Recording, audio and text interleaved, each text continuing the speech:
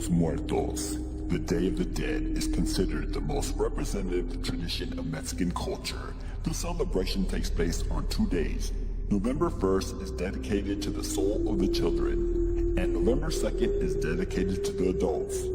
Although marked throughout Latin America, Dia de los Muertos is most strongly associated with Mexico, where the tradition originated. Dia de los Muertos honors the dead with festivals and lively celebrations, a Latin American custom that combines indigenous Aztec ritual infused with Catholic customs brought to the region by Spanish conquistadores. Dia de los Muertos is celebrated on All Saints' Day, All Souls' Days, minor holidays in the Catholic calendar.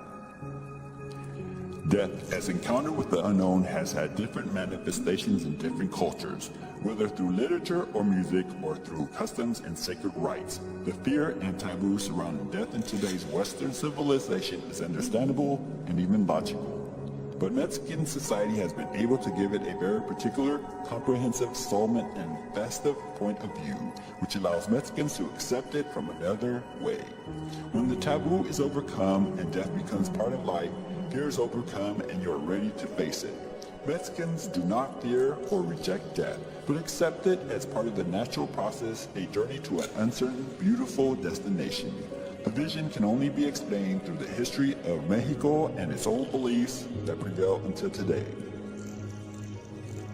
The pre-Spanish indigenous people who lived in the territory of Aztec, what we now call Mexico, had a concept of death quite different from that which would later come with the conquest. These people believed that dying was the beginning of a journey to the underworld, also called Mictlan. There are several theories about Mictlan as a city of the dead, but all agree that this kingdom was separated by different levels and that each traveler, depending on that life he had taken, should be addressed to one of them. In this sense, it is clear that the parallelism that we can draw from this city with heaven. Funeral rituals were sacred to those cultures. When a loved one died, the body was buried with different objects. Among them were different belongings of the deceased, and those elements that the relatives believed that the traveler could need in his journey to the underworld. After the arrival of the Spanish, the expansion of Christians began, and with it a break of cultures and tradition of the inhabitants of Aztlan. The concept of hell and heaven was introduced for the first time in that society as punishment or reward. There were times where the synchronism reigned, and they went assimilating some beliefs along with others. In the colonial era, although many of the traditions of the ancient peoples were lost, Christian evangelizations were encountered strong resistance of part of the indigenous natives. To take away their traditions was to take away their identity. And that was something the natives were not willing to negotiate. Symbolic elements of Dia de los Muertos. Death is the central character on this day, which are represented through multiple elements and rites. Among the main rites, we have the creation of skulls, which are epitaphs for people who are still alive. In this way, he jokes with death. The so-called pan de muerto, dead bread, cannot be missing either. This is a traditional dish that consists of sweet bread, to which some stripes of dough are added as bones of decoration. Yellow flowers are also tradition on this day. It is believed that they are the guide to the soul to reach the relatives. The altar of the dead is a maximum expression of the celebration. The altar is a symbolic construction to pay homage to the dead. The altar in the home where candles, flowers, and food are put up as an offering for the deceased.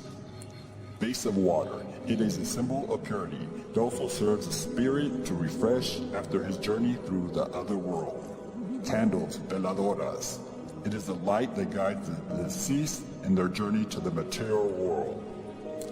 Mirror. It represents the only way in which the deceased can see the spiritual form when he arrives to take his offerings at the altar. Bread of the dead, pan de muerto, represents the body that the person lost when embarking on his journey through the other world. The lines on the bread of the dead signifies the bones as well as the cane. Clothing, garments of the deceased are placed so that the spirit remembers his physical form. Pumpkins represent the skull of head that the spirit left on the ground when dying. Sugarcane, caña, represents the skeleton that the spirit lost when dying. Generally, they are crossed like a religious sign. Toys or photographs. If the deceased is a child, toys are placed on the altar for the spirit to play. If it is an adult, photographs when they were living are placed on the altar or some personal object. Salt, symbol of purification and preservation of the body. It is also the way that the deceased must follow up to the altar. It can be placed in a cross form to protect the spirit. Calaveras. They are placed in the altar to remind the person who no longer belongs in this world. Papel picado is the threshold between the world of the dead and the world of the living, used with images of skulls in colors such as black, orange, and purple. Incense is lit in the eve of November 2nd to guide the soul of the deceased to the altar. Food. The favorite food is placed that the deceased loved eating so that it recharges its forces in its return to the other world. Flowers de Sempapuchi, placed since pre-Spanish times as symbols of respect for the deceased. Crosses can be formed with these. The color of Dia de los Muertos. Yellow represents the strength of light and life. It also evokes the sun, which in the Aztec tradition is believed to guide the souls of the deceased. The tradition cemetery flower is the one that gives the yellow color in the decorations.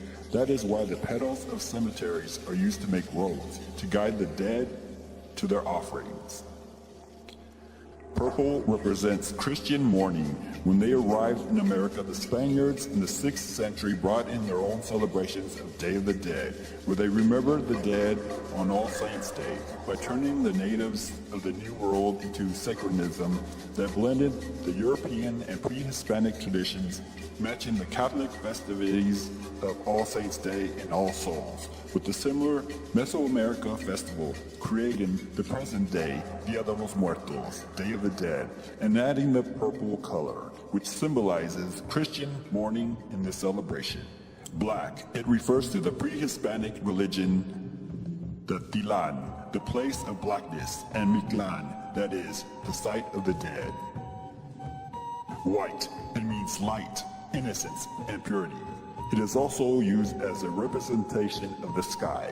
It's the representation of each altar, has its variation depending on each region of the country, but all agree that the rite is a gift of the ancestors and invitation of them to visit.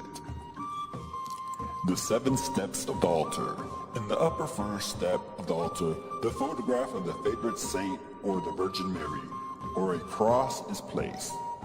In the second step, there is a stamp of the souls of Purgatorio. The third step, the salt. The fourth step is bread of the dead, pan de muerto. The fifth step, the meals and dishes that you are willing to offer the deceased. In the sixth step, the photo of the deceased person to whom the altar is dedicated is accommodated. And in the last step, a cross of camandula, made of tejocote and limes. This altar also carries the 4 candles forming a cross and includes a pot of clay, olla de barro, where wonderful smelling herbs are put to clean the environment. There are also chains of purple and yellow chopped colored paper, papel picado. 3 flowers, purple, yellow, and white, symbolizing morning, earth, and the sky. A white canvas, which represents the purity of the spirit and the sky, is used as a tablecloth, and a single candle representing the soul of the deceased.